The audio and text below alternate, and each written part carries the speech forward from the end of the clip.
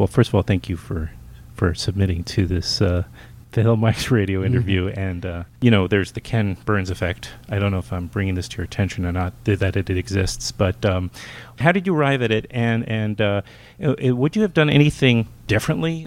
What the Ken Burns effect is sort of the technological tail wagging the dog. Apple computers have had for the last 10 years a feature called the Ken Burns effect that slowly pans and zooms through the photographs that you can download, and it's saved many a bar mitzvah and a wedding and a vacation story.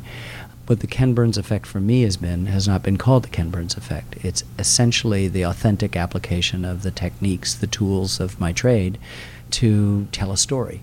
And because so many of the stories that I want to tell are in American history and rely on archives, it's how you wake up an old photograph. That is to say, how you energetically explore the surface landscape of an old still photograph with energetic camera eye.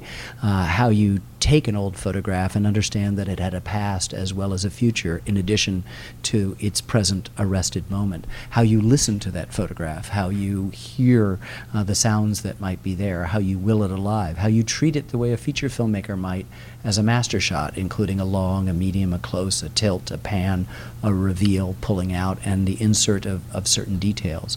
Adding to that period music, complicated sound effects track, and not just a third-person voice of God narrator, but first-person voices reading stuff that give a sense of the past a verisimilitude. There's a great arrogance we in the present impose on the past, that we think that by virtue of the fact we survived, we're somehow better. But people who've lived hundreds of years ago lived just as full of lives as we did, and it is my job to try to honor that, particularly in my case, by choosing American history. So in that aggregate is how a filmmaker responds. So if you look at a distance without careful study, all of the films seem exactly the same, filled with the quote, Ken Burns effect, unquote.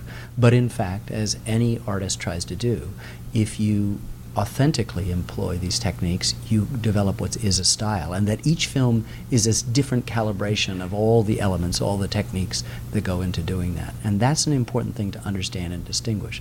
And if people would rather not see the films or look at them carefully and rather talk about them because they think they know what's in them, then they've missed it, and it's possible to abbreviate the Ken Burns effect. We don't call it the Ken Burns effect inside this brain, nor do we call it that in the editing room. We call it working hard. It was shorthand from my perspective, so forgive me.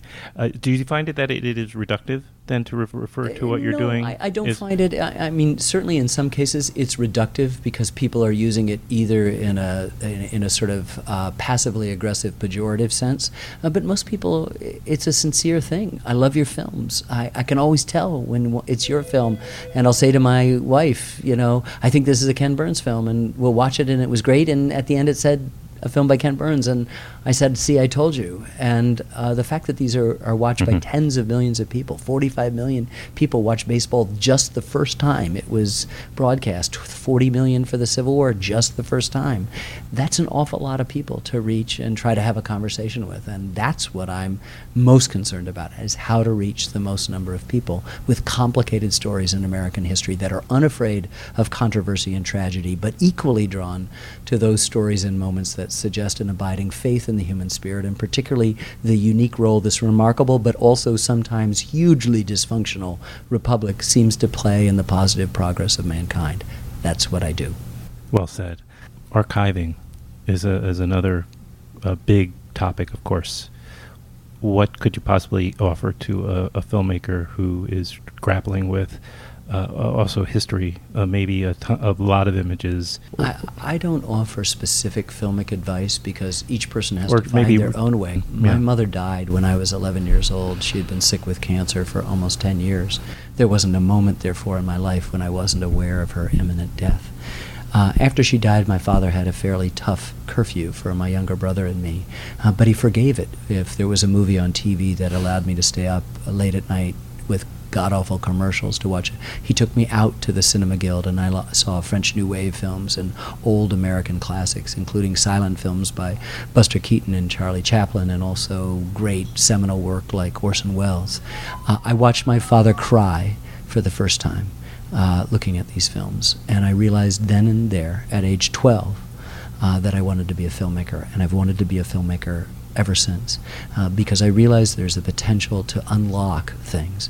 Now, what I do in my professional life, and have done for several decades, is sort of try to will the past alive, and in essence, wake the dead.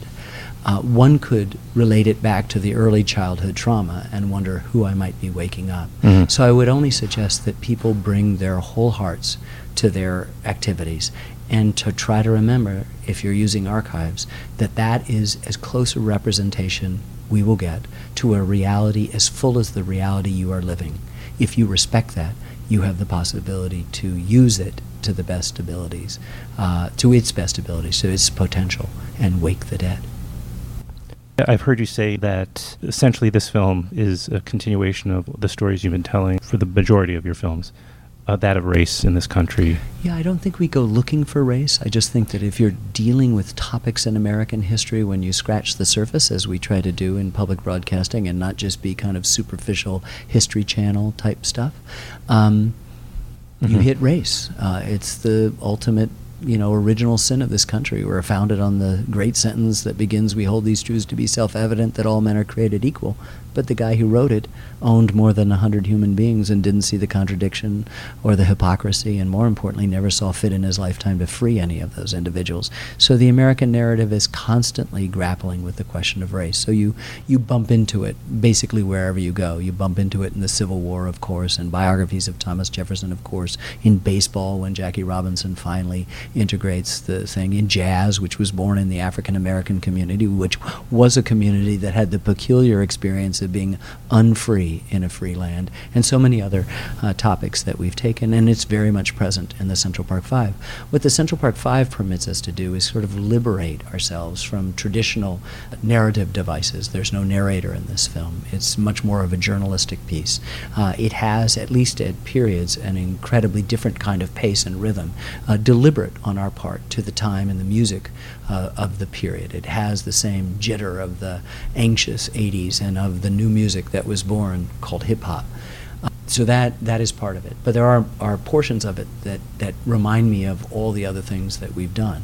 Not necessarily overtly stylistically, but just in this relentless pursuit of the questions of justice, of American identity, of race, of all the things that this very complicated story, calls to mind. Did you learn something new? Well, I don't know if it's learn anything new. I learn something new every single day I'm working on a film, and if I wasn't, I'd stop making films, and this film was no exception. It was incredibly exhilarating because I had a chance to work with my daughter, who I'm so extraordinarily proud of and is so extraordinarily talented, and her husband, the great filmmaker David McMahon, who I've had the great pleasure of working with for many, many years. And this collaboration is in every sense an equal collaboration. And we made the film together, and it evolved out of work that Sarah had done, but this film is our film, and I'm passionate about explaining to the world that this isn't just a Ken Burns film. This is a collaboration, just as many of the films I've made are mine and Lynn Novick's, a longtime collaborator.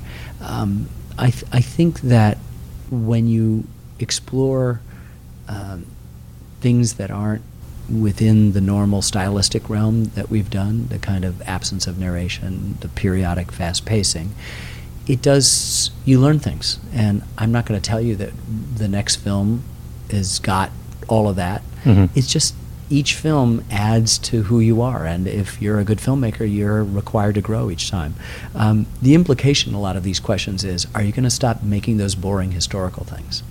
And what I first of all reject is that they're A, boring, and B, that there's anything wrong with historical. That in fact I've been led out of Montgomery, Alabama churches by state troopers who were afraid for my life because people didn't like the way my film on the Civil War turned out, and they were willing to kill the messenger. That there's nothing sort of safe about history, that by dealing with race I've invited horrific amounts of hate mail based on what seems to people as an overt sensitivity and sympathy for an attack on what they believe. attack on what they believe. So I'm not sure the history is sort of the safe province that many people sort of grappling with contemporary issues are. In fact, sometimes there's a myopia that comes from contemporary issues, and you need the perspective and the triangulation that can take place through the passage of time. Journalism, as it was famously pointed out, is the first rough draft of history, to which I'd like to point out nobody ever turns in a rough draft. How does the collaboration extend to the five? Well, I think that in the making of the film, they submitted to interviews with Sarah and Dave, and I did most of the other interviews, and that was their contribution. I wouldn't call it a collaboration in any way. We're filmmakers, they are not. We made our film. When it was done, we shared it with them, and the collaboration began then, because a film is not just its conception, it's not just its doing or its execution, but it's in fact what happens after it takes on a life of its own. And to be able to go out into the world to attend the festivals at Cannes, at Telluride, at Toronto, at Mill Valley, at AFI, at London, at all of these places where the film has appeared, and in many of those venues be able to be accompanied by several of the Central Park Five has been one of the great privileges of my life, to hear them articulate and re-articulate things that are not only into film, but to add dimension to the audience's outrage and questions that inevitably arise after dealing with such a horrible tragedy. Ken Burns, thank you very much. My pleasure.